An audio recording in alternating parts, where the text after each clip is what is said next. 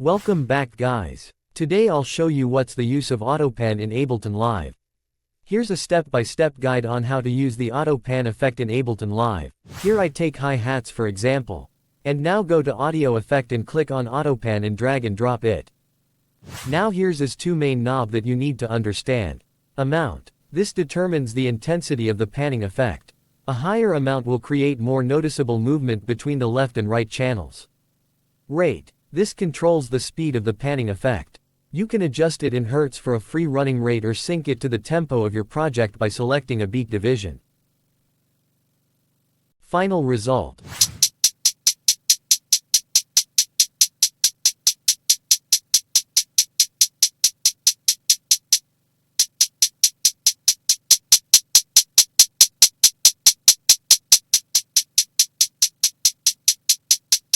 If you like this kind of videos then definitely subscribe me, so that more videos keep coming to you.